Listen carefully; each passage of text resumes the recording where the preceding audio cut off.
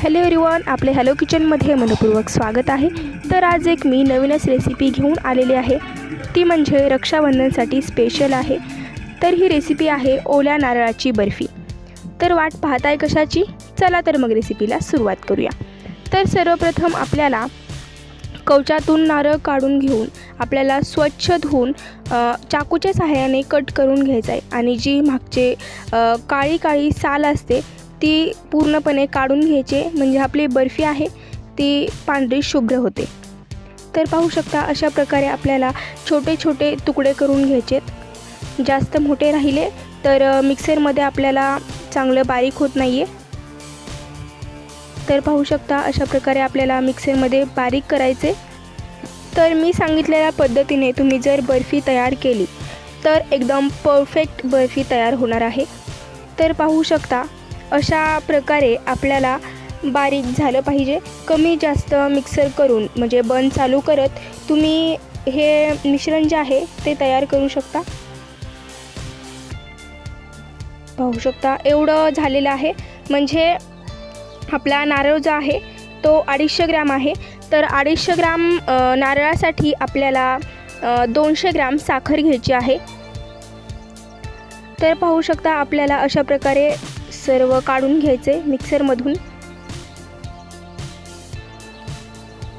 पाण्याचा वापर अजिबात करायचा नाही आहे। तुम्ही म्हणाल मिक्सरचं भांडं धुवून घ्यायचं आहे थोडंसं, तर पाण्याचा वापर यात करायचाच नाही आहे। तर आता साहित्य तयार आहे।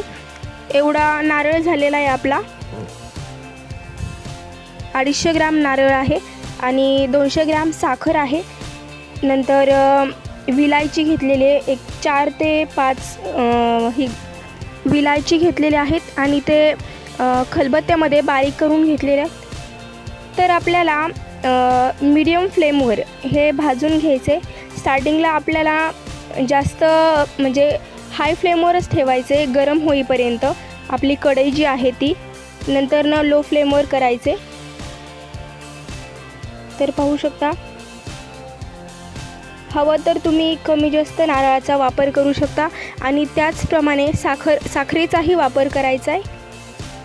तुम्ही जर कमी साखर वापरली तर बर्फी जी आहे ती एकत्र एकजीव होणार नाही आहे, त्यामुळं जास्त साखरेचा वापर करायचा आहे। तर पाहू शकता अशा प्रकारे आपल्याला हे परतत राहायचे। सारखं हलवण्याची त्याला किंवा परतण्याची गरज नाही आहे। फक्त जास्त लाल होऊ नाही आहे, म्हणजेच जास्त करपू नाही आहे, त्यासाठी आपल्याला हलवायचे आणि त्यात आता साखर टाकून घ्यायची। थोडासा लाल रंग आला की त्यात साखर टाकून घ्यायची। पाहू शकता अशा प्रकारे हलवत राहायचे। साखर टाकल्यानंतर एक 5 ते 6 मिनिटात पाणी सुटते साखरेला। साखर विरघळली की पाणी सुटते। पाहू शकता हळूहळू थोडं पाणी सुटायला लागलेले।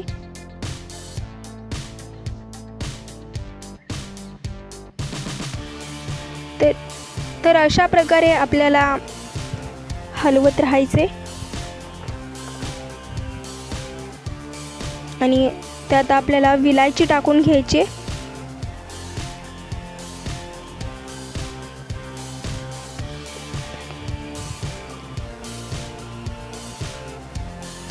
पाहू शकता अशा प्रकारे आपल्याला विलायची टाकल्यानंतर हलवून घ्यायचे।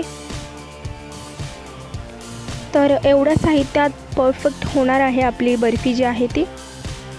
आणि ही बर्फी आहे ती रक्षाबंधनसाठी अगदी स्पेशल आहे। खूप छान बर्फी तयार होते।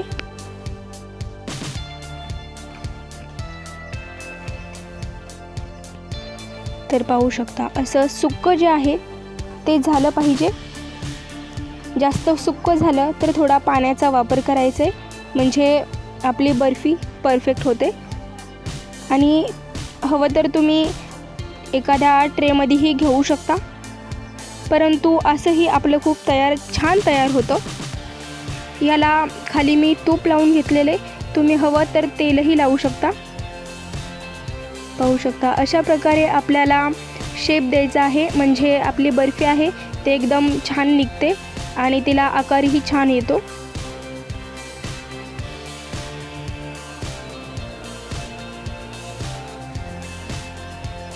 पाहू शकता।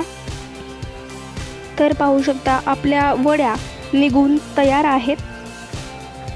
तर याच्यावर मी बदामाचे काप घातलेले आहेत, म्हणजे चिटकवलेले आहेत। आणि आता बर्फी जी आहे ती एकदम परफेक्ट तयार झालेली आहे। टेस्ट तर खूप छान लागत आहे। तर भेटूया अशाच नवीन व्हिडिओमध्ये। तोपर्यंत चॅनलला लाईक शेअर करून सबस्क्राईब करायचे। भेटूया अशाच नवीन व्हिडिओमध्ये। तोपर्यंत बाय बाय।